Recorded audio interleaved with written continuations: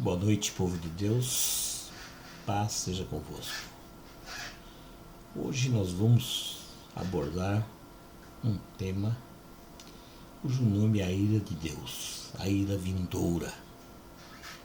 É um texto baseado no livro de Romanos, no capítulo 1, versículo 18. Esse tema, denominado a ira de Deus, é pouco pregado nos púlpitos evangélicos, quer por falta de conhecimento, quer porque é um assunto bastante polêmico. Mas o que é a ira de Deus?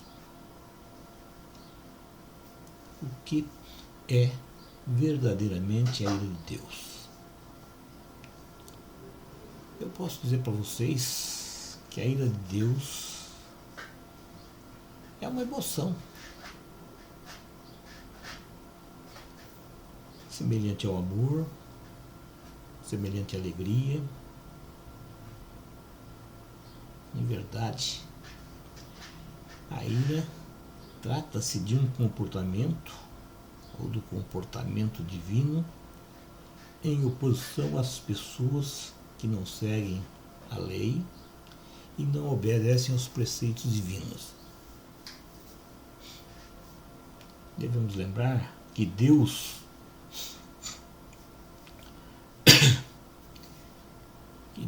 não é um ser humano. Por não ser um ser humano, ele não está sujeito às fraquezas que o ser humano está. E diante disso, a ira de Deus nunca será uma coisa arrogante, moralmente ignóbil, desenfreada, irritável. Ela é completamente diferente da ira humana e ela se manifesta somente como uma reação justa contra toda forma de pecado. A ira de Deus age somente com justiça. A ira de Deus está presente em todos os tempos. Presente, no passado e também no futuro. Em todos os tempos, ela condena a atitude humana, ou seja, atitudes contrárias à palavra de Deus e, portanto, ela vem como um juízo. A Bíblia Sagrada declara que a ira de Deus se manifesta em todas as épocas através de juízos temporais, mas que ela somente será revelada com todo o poder na consumação da história da raça humana. E será chamada o dia do Senhor ou o dia da sua ira. Palavras escritas no livro de Atos dos Apóstolos, capítulo 2, versículo 20, e de Romanos, capítulo 2, versículo 5. A ira por vir é o que nós denominamos de a ira vindoura. A Bíblia é clara ao relatar sobre o futuro. Em diversas passagens, alerta sobre tempos de tormento, tempos de angústia. Jeremias disse: como será terrível aquele dia? Sem comparação. Será tempo de angústia para Jacó, mas ele será salvo. Palavra descrita no livro de Jeremias, capítulo 30, versículo 7. Daniel também falou. Ele deixou registrado: haverá um tempo de angústia, tal como nunca houve desde o início das nações e até então, ou seja, até o futuro. Mas naquela ocasião, o seu povo, todo aquele cujo nome está escrito no livro, será liberto. Palavra de Daniel, capítulo 12, versículo 1. Mas também deixa claro que Deus está próximo para todos aqueles que buscam por Ele. Salmos 145, versículo 18. E que Ele nunca nos deixará ou nos abandonará. Hebreus, capítulo 3, versículo 5. E nada pode nos separar do amor de Deus em Cristo Jesus. Romanos, capítulo 8, versículo 38 e 39. Então, promessas existem. Alertas existem. Mas, infelizmente, ainda existe muita confusão quando se fala sobre a ira do Senhor. No próprio meio evangélico, muitas pessoas confundem a grande tribulação com a ira. Contudo, são duas coisas completamente diferentes. Mesmo se nós considerarmos que a grande tribulação é uma forma de ser manifesta a ira de Deus, ainda assim são diferentes.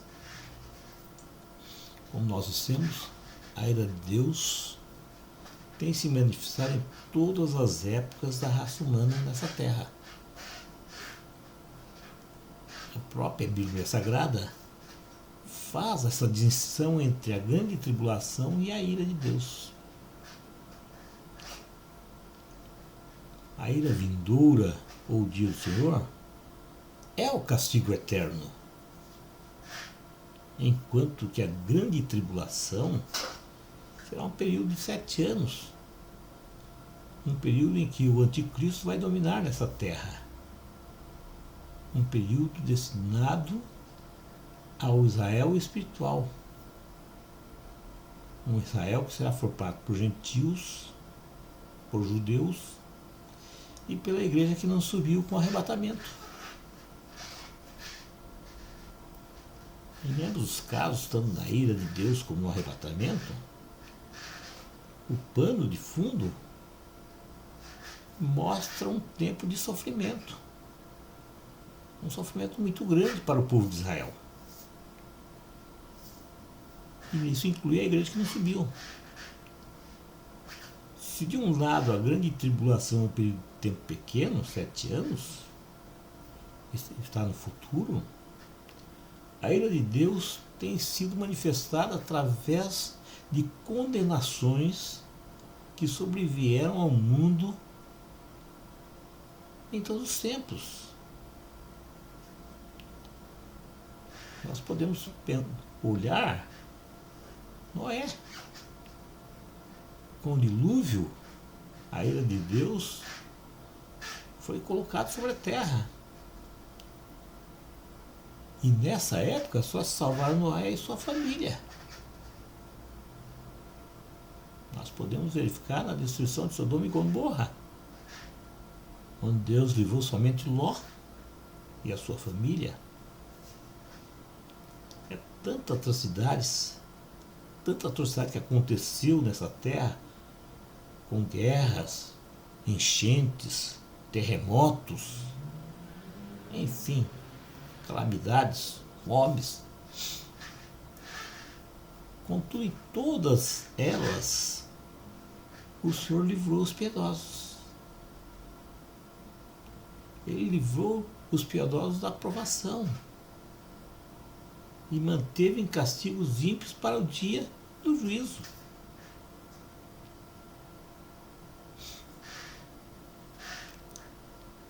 O próprio Cristo ele foi taxativo ao dizer que no fim dos tempos será como nos tempos do dilúvio de Sodoma e Gomorra.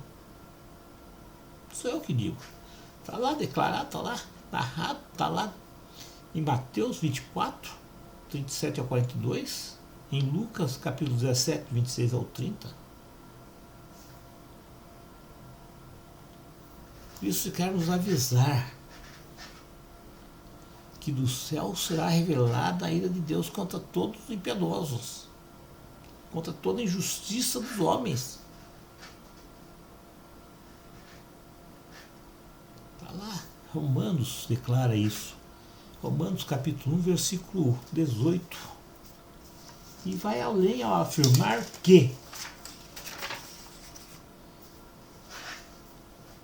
aquele que guardou a minha palavra, palavra de Deus, palavra de exortação, a perseverança, eu também o guardarei na hora da provação, que está por vir sobre todo o mundo, para pôr à prova os que habitam na terra.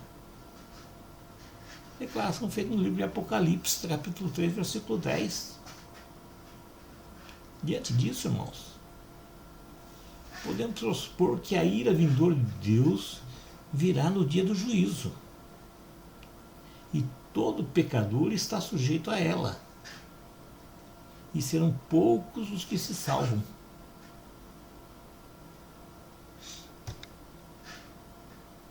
Quando indagaram Cristo sobre isso, ele respondeu: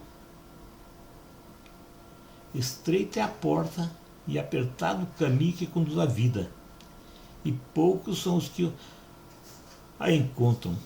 Declaração feita no livro de Mateus, capítulo 7, versículo 14. Diante de tudo que foi exposto, vamos fazer uma reflexão sobre a ira vindoura. A primeira reflexão: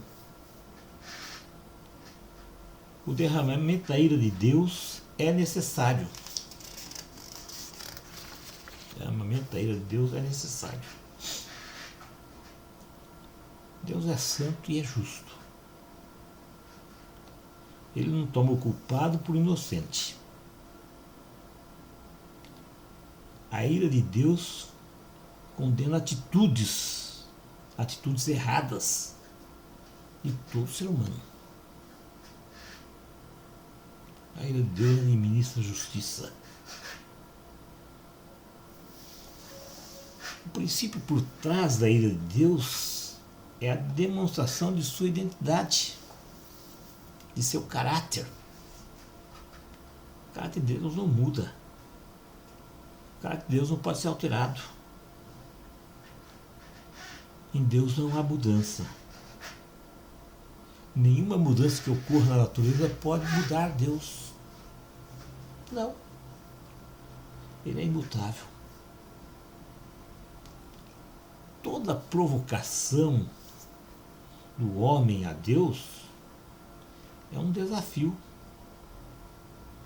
Um desafio à própria identidade do seu caráter. Ou desafiar Deus, o homem está contestando a Deus e testando a sua raiva. Então, a sua ira se revela e se apresentará.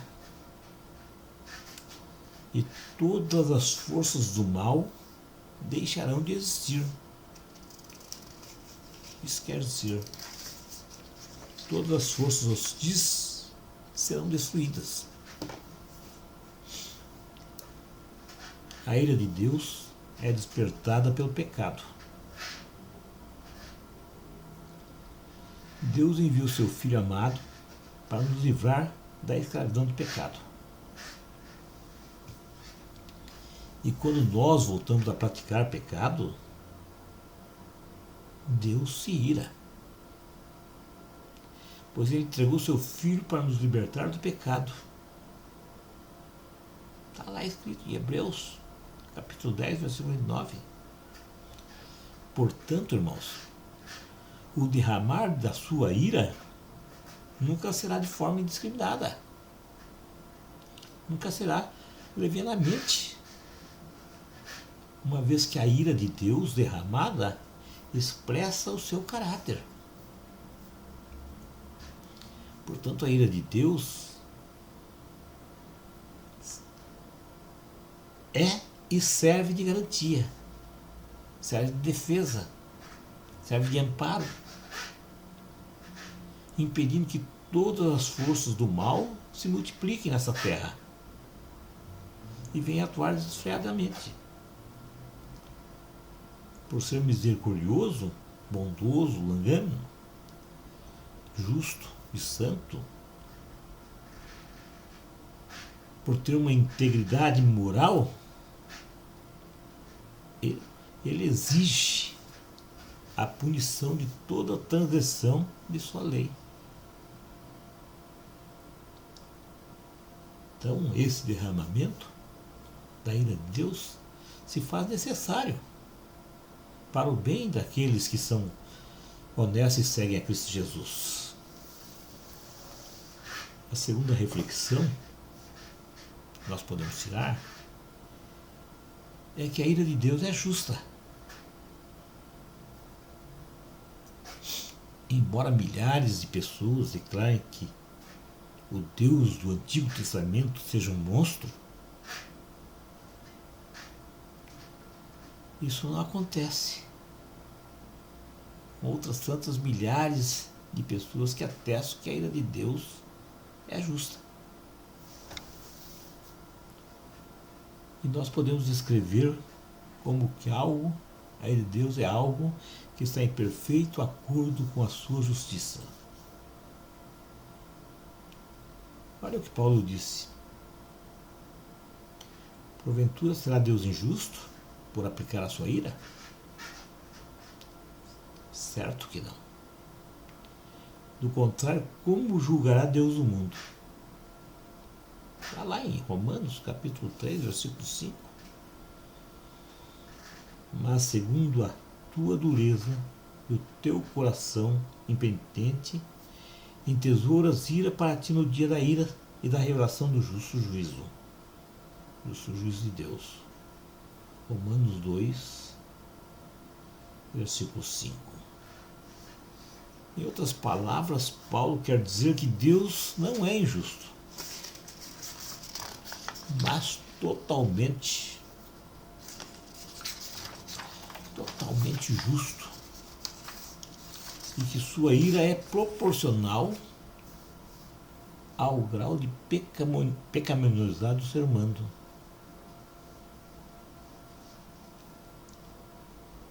A ira de Deus é santa e sempre justificada, pois a ira de Deus é uma resposta divina à desobediência e ao pecado. Sua ira contra o pecado é justificada, porque o seu plano de salvação para os seres humanos é perfeito, é justo e santo. Está escrito: eis que a tempestade do Senhor, a sua indignação já saiu. Uma tempestade varredora. Uma tempestade varredora cairá cruelmente sobre a cabeça dos ímpios.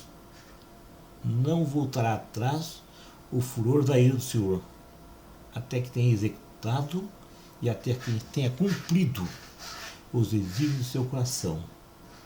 No fim dos dias entendereis isso.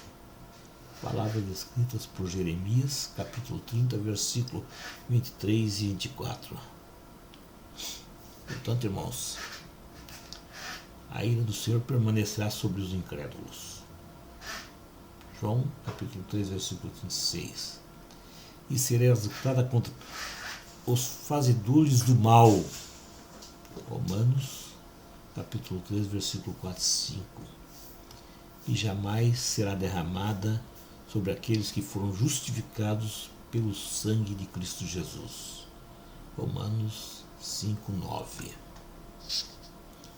A ira de Deus é a qualidade menos popular, porém é o seu principal atributo. É o principal atributo para se conhecer o seu caráter. Se Deus não se irasse, seria injusto consigo mesmo, porque Ele é santo. Mas Ele também seria injusto com os pecadores, porque os pecadores merecem a sua ira. A terceira reflexão: a ira de Deus deve ser temida. A ira de Deus deve ser temida. Aqueles que fazem o bem e procuram a glória de Deus e o honram serão agraciados com a vida eterna. Porém, os que são corruptos e desobedecem à verdade e obedecem à injustiça, que não a Deus, a ira é a resposta do seu amor e misericórdia contra o pecado. Portanto, irmãos, para os pecadores, a ira de Deus não é uma notícia boa. Não. Pois horrenda coisa é cair nas mãos do Deus vivo. É o que Jeremias escreveu. E lá no livro de Hebreus, capítulo 10, 31, também está escrito. Mas a boa notícia realmente é que Deus é longânimo. Ele é paciente, ele é misericordioso. Ele quer conduzir as pessoas ao arrependimento, preparando tudo para que cada um, particularmente, possa ser livrado da sua ira, dessa ira que há por vir. Declaração feita no livro de 1 Tessalonicenses, capítulo 1, versículo 10. Está escrito: Deus não nos deu para a ira, mas para alcançarmos a salvação por intermédio de Cristo Jesus. 1 Tessalonicenses, capítulo 5, versículo 9. Portanto, irmãos, considera, pois a bondade e a severidade de Deus para com os que caíram, severidade, mas para contigo, benignidade, se permaneceres na sua benignidade, de outra maneira também serás cortado. Ou seja, Deus será bom para os bons e mal para os maus. Declaração feita no livro de Romanos, capítulo 11, versículo 22.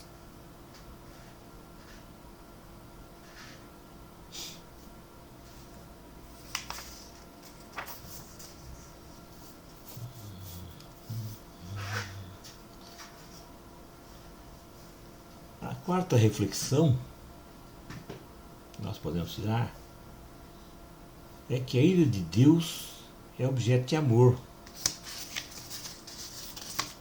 Sim, a ira de Deus é objeto de amor, objeto de misericórdia e glória.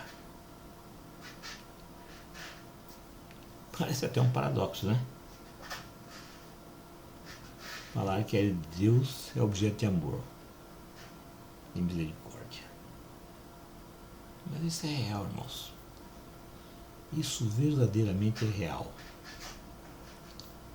A palavra descreve que Deus é amor. E Ele faz tudo para a sua glória. 1 João, capítulo 4, versículo 8, Romanos, capítulo 11, versículo 6. Deus governa o mundo de forma que traga para Ele a máxima glória. De forma que traga para o mundo, né, a máxima glória. Para isso, irmãos, Ele age com justiça. E se Ele age com justiça, Ele aplica essa justiça para julgar o pecado. O seu amor é grande.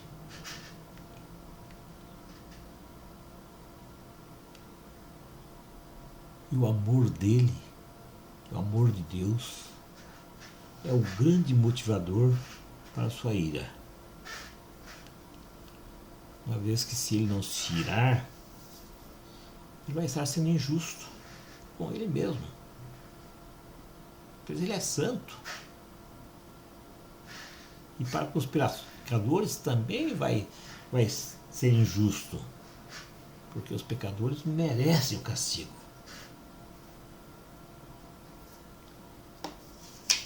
Portanto, a ira de Deus é a resposta do seu amor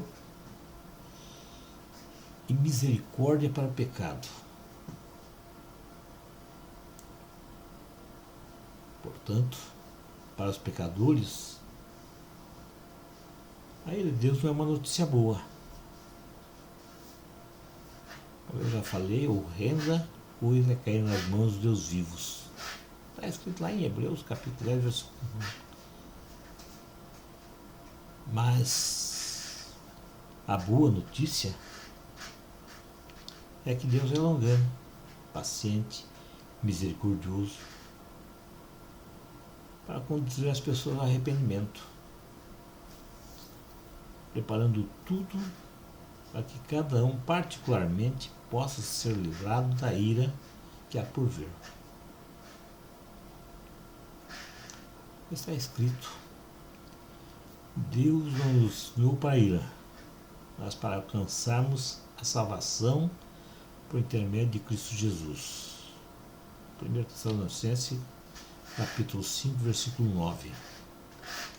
Portanto, considera a bondade e a severidade de Deus para com os que caíram, severidade, mas para contigo, benignidade, para aqueles que permanecerem na sua palavra.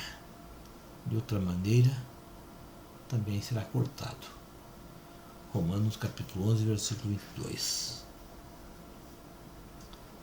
A quinta reflexão: a ira de Deus não tem como propósito disciplina. Não. A Bíblia declara que o Senhor é Deus zeloso e vingador. O Senhor é vingador e cheio de indignação.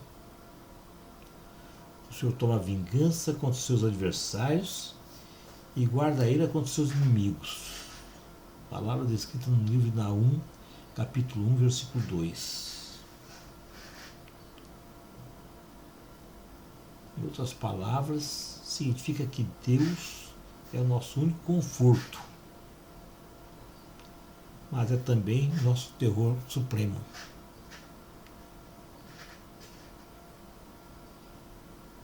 Ele é de quem mais precisamos, mas também de quem mais nos escondemos. Ao mesmo tempo em que ele é nosso aliado, também nos tornamos seu inimigo. Em síntese, a ira de Deus não é direcionada para melhorar ou santificar as pessoas, mas para destruir e julgar eternamente. Dessa maneira, a disciplina de Deus é um ato de amor divino e um privilégio que só os filhos de Deus possuem. Palavras escritas no livro de Hebreus, capítulo 12, versículo 5. E visa nos fazer participantes da sua santidade. Hebreus, capítulo 12, versículo 10. Essa disciplina pode trazer tristeza, mas somos exercitados por ela em práticas corretas, cujos frutos nos trarão justiça, paz e alegria. Deus disciplina aqueles que Ele ama. Disciplina para o bem. A palavra descrita no 1 Pedro, capítulo 4, versículos 17 ao 19. Por outro lado, a ira de Deus é uma retribuição a cada pessoa segundo as suas obras. Isto é, a ira de Deus é a indignação aos que são contenciosos e são desobedientes. Então, tribulação e angústia sobre a alma de todos os que praticam o mal. Isso é a ira de Deus. Está escrito lá em Romanos, capítulo 9, versículo 22 ao 24. A sexta reflexão: a ira de Deus é consistente nos dois testamentos. Ou seja, a ira de Deus, ela está presente nos dois testamentos, no Antigo e no Novo Testamento. Muitas pessoas, muitos cristãos acreditam que Deus é um Deus de ira, assim como também é um Deus de amor. E atribuem a ira de Deus a um Deus do passado, sendo uma verdade para o Velho Testamento. E que com a vinda de Cristo Jesus, esse Deus se modernizou e se transformou num Deus de amor. Infelizmente, irmãos, em nossos dias existem cristãos com essa mentalidade. Esquecem daquilo que está escrito no livro de Hebreus. Jesus Cristo é o mesmo ontem, hoje e eternamente. Está lá em Hebreus 13, versículo 8. Portanto, Deus não muda. Ele nunca mudou e não vai mudar. E sendo assim, a sua ira é consistente, tanto no Velho como no Novo Testamento. Em ambos, ou seja, nos dois testamentos, ele revela a sua ira, que é provocada quando o homem se rebela contra ele, contra a sua palavra. E também o seu amor através das bênçãos que resultam da obediência ao pacto que ele fez conosco, com os seres humanos. Portanto, irmãos, a ira de Deus é presente, ou seja, ela se revela do céu contra toda impiedade e perversão do homem que detém a verdade. Detém a verdade através da injustiça. Romanos capítulo 1, versículo 18. Infelizmente, o mundo em que nós vivemos hoje entrou em colapso. Esse mundo está desmoronando. Ele está caminhando para um julgamento final, onde a ira de Deus será derramada e os homens serão entregues aos seus pecados. Não sei eu que digo isso aí não. Está lá escrito em Romanos, capítulo 1, versículo 21 ao 31. Mas a ira de Deus está por vir. Ela virá em um julgamento final. Nós estamos vivendo uma fase conturbada, onde o pecado anda solta, e a inversão de valores é notória, e podemos sentir que Deus está entregando o ser humano aos seus pecados. Sim, Deus está entregando o ser humano à escravidão do mal. Ao mesmo tempo, ele está acumulando mais e mais ira. Está escrito: mas segundo a dureza do teu coração impenitente, acumular contra ti mesmo ira para o dia da ira e da revelação do justo juízo de Deus. Está escrito lá em Romanos capítulo 2, versículo 5. A sétima reflexão é que a ira de Deus foi satisfeita por Cristo Jesus.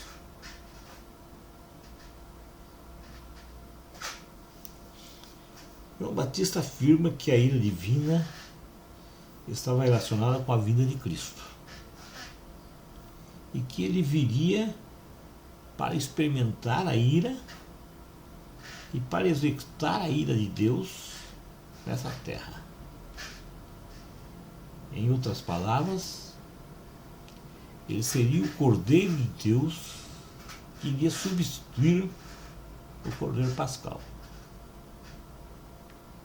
O Cordeiro Pascal era um protótipo de Cristo Jesus, que era sacrificado lá no Velho Testamento e que foi descrito pelo profeta Isaías.